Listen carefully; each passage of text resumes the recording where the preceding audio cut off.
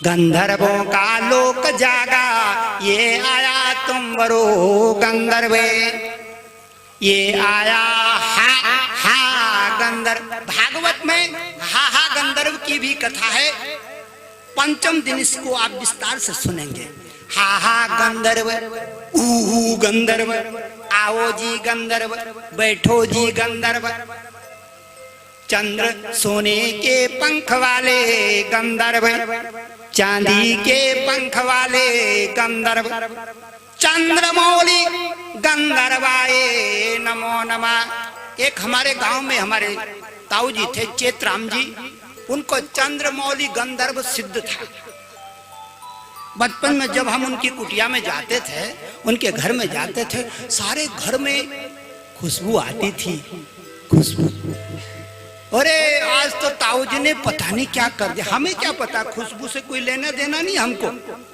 हम तो ताऊ जी के पास में इसलिए जाते कुछ देंगे, इसलिए थोड़ी जाते थे कि कुछ सिद्धियां जानते होंगे। सिद्धियों से हमको क्या लेना देना। अब हमारी बहनें आ रखी कथा में बैठी हैं, हमारे बच्चे कथा में बैठे, इनको मेरी सिद्धियों से क्या लेना देना। इनको तो चूसी चाहिए, मतलब कटाई मिठाई चाहिए, जो इनके कानों में अमृत घोल दे, इनकी आत्मा को खुश कर दे, इनके मन को प्रफुल्लित कर दे और इनके ज्ञान को बढ़ा दे, इनके दुख दरिद्र को दूर कर दे। इनको क्या लेना देना मेरी सिद्धियों से। इन्हें फल से मतलब है। किससे मतलब है? फल से बिटिया। अब सुनो, भागवत कथा में तुम्बरो गंधर्व तुम्बरी बजावे, हा हा गंधर्व, ओहो गंधर्व, सोने के पंख वाले गंधर्व, चांदी के पंख वाले गंधर्व। कितने गंधर्व देवता होते हैं? जितने नक्षत्र होते हैं। कितने नक्षत्र होते हैं? 27। तो गंधर्व भी 27 ही होते हैं। 27 गंधर्व अपनी अलगुजी पकड़ करके गंगा तीर भाग रहे हैं। अरे सुखदेव मुनि अलाप लगाएगा, भगवान का प्यारा है। सुखदेव मुनि अलाप लगाएगा, हम पीछे से, हमारा जीवन सफल हो जाएगा, हमारा भगत सफल हो जाएगा। गंधर्वों का जमावड़ा गंगा किनारे। गंधर्वों के पीछे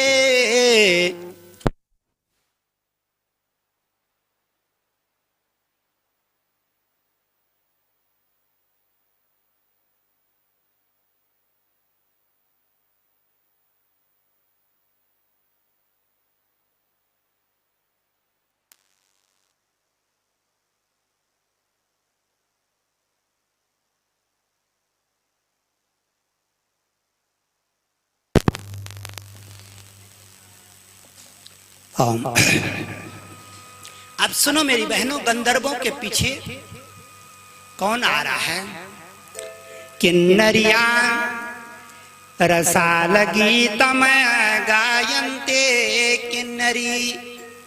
किन्नरी जो सुंदर गीत गाती थी, आसमान में चलते हुए देवता भी लुढ़क के धरती पे गिर जाते थे। इतना सुंदर गीत गाती थी किन्नरिया। किन्नरियों का जवाब बड़ा। विद्याधर अपनी पोथी पकड़ कर रखे, ओम नमः भगवते वासुदेवाय, ओम नमः भगवते वासुदेवाय। पोथी पकड़ पकड़ के विद्याधर गंगा तीर की ओर भाग रहे हैं। गुरु जी कह रहे हैं, जागा रे जागा गंधर्व लोक जागा, किन्नर लोक जागा, यक्ष लोक जागा, चारण लोक जागा।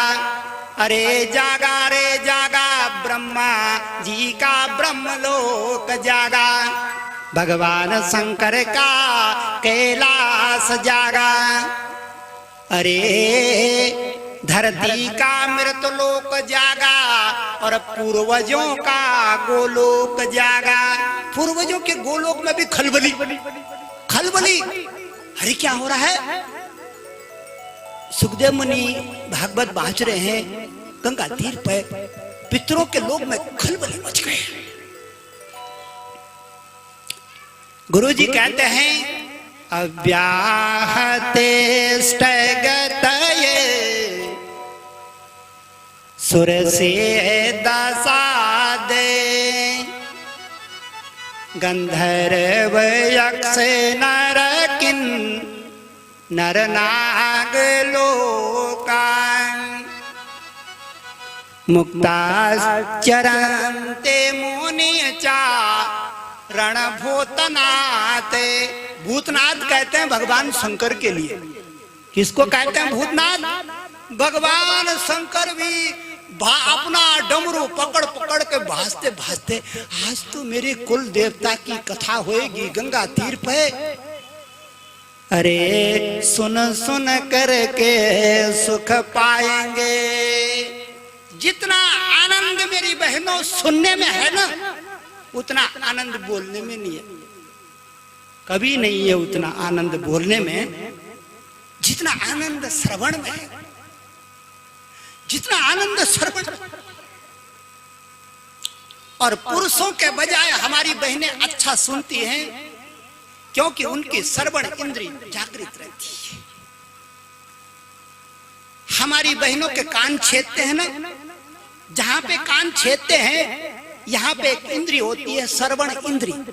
इसलिए पुरुषों को भी कान छेदना चाहिए। जिसको सुनना है अच्छी तरह उसको कान छेदना चाहिए। कान छेदने से श्रवण ग्रंथि पे दबाव पड़ता है और सुनने की ताकत बढ़ती है। इसीलिए भागवत के 35वें अध्याय में लिखा है, 10वें स्कंद के क्या लिखा है कि कानों की सकती कुंडल लगा के बढ़ाती है। बादर पांडु बदनो मृदु गंडम मंडयान कनक कुंडल लक्ष्म्या। सोने का कुंडल लगाई है ना और ज्यादा सुनेगी। पित्तल का लगाइए कम सुनेगी। चांदी का लगाई और कम सुनेगी। और सोने का लगाई है क्योंकि सोना परमाणुओं को बहुत तेजी से खींचता है, इसीलिए महंगा है। इसलिए महंगा नहीं कि चमकता है। सोने के अंदर ज्यादा गुण है चांदी से, इसलिए महंगा है। बैदैर पांडो बदनो मृदुगंडम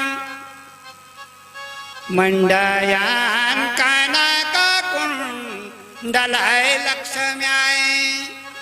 किसी दिन कथा में लक्ष्मी आपके कुंडलों में बैठेगी। ऐसा भी छंद बजेगा कि हमारे बहनों की कुंडलों में लक्ष्मी बैठ जाएगी, यानी श्रवण शक्ति तीव्र हो जाएगी। ऊंचा है क्या? नीचे करो।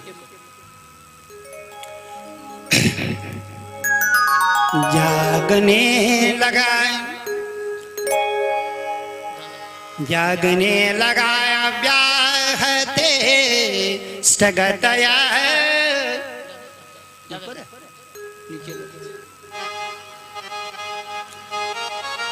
सारे देवता कथा सुनने के लिए गंगा तीर आ रहे हैं। कितनी महत्ता होगी इस भागवत कथा की, कितना इसके अंदर शक्ति होगी। दृश्य अदृश्य सबको खींचता है। और हमारी बहनें सोच रही होंगी, हमारे भाई सोच रहे होंगे कि हम ही सुन रहे हैं। बाबा आप तो सुन ही रही है, सबको दिख रहा है। लेकिन किसी दिन ऐसा छंद बजेगा जिसको आपने देखा नहीं है वो भी सुनने आ जाएगा। जाने से अनजान बड़ा है, जाने से अनजान बड़ा है, धरती से आकाश बड़ा है। तन से मन की शक्ति अधिक है, तन से मन की शक्ति अधिक है, प्रबल देह से प्राण। और धरती से आकाश बड़ा है, जाने से अनजान। जिनको हम जानते नहीं, देखा नहीं, समझते नहीं, वो भी भागवत कथा में आते हैं। सुखदेव मुनि भागवत का श्री गणेश करने लगे। उनकी वाणी अब प्रकट होने वाली है। सुखदेव मुनि कहते हैं, राजा कह रहा है कि भागवत सुनाओ। मैं तो जोगी, गुफाओं में रहने वाला, जंगल में जंगली फल खाने वाला, ये भागवत तो बहुत सुना तो था मैंने पिताजी के मुखारविंद से। सुख मुनि भगवान से प्रार्थना करते हैं। किससे प्रार्थना करते हैं? ये नारायण, ये गोविंद, ये क्षीर सागर में रहने वाले, ये क्षीर सागर के निवास करने वाले, मैंने तेरी गाथा गानी है। एक काम करो, आप आकर के मेरे हृदय में विराजमान हो जाओ। और भक्त जब भगवान को बुलाता है मेरी माताओं, तो भगवान भी भक्त को निराश नहीं करते, क्योंकि लिखा है कि तार जुड़े हैं दोनों ओर, जिसका कोई और ना छोड़। हमारे तार जुड़े होते हैं भक्त के भगवान से, और भगवान के भक्त से काम बन जाता है। सुखमुनि भक्त है, भक्त राज है, योगी है, ज्ञानी है, तपस्वी है। तपस्वी किसको कहते हैं मेरी बहनों? जिसने वो जूते खाए हो, यानी कष्ट देखे हो। जो भूखा रहा है जिंदगानी में, उसको पता है कि भूख क्या चीज होती है। उसको पता नहीं जिसने हमेशा खाया ही खाया। जो भूखा रहा है वो जानता है, जो प्यासा रहा है वो जल की कीमत जानता है। जो चिथड़ा बदन में नहीं था वो कपड़े की कीमत जानता है। सुखदेव मुनि भगवान को सिमरन करने लगे। भगवान जब भी आते हैं मेरी बहनों, इस मनुष्य के चोले में इसको पवित्र करते हैं। इस मनुष्य जीवन में भगवान जब भी आता है मेरे मित्रों, शब्दों के रूप में आता है।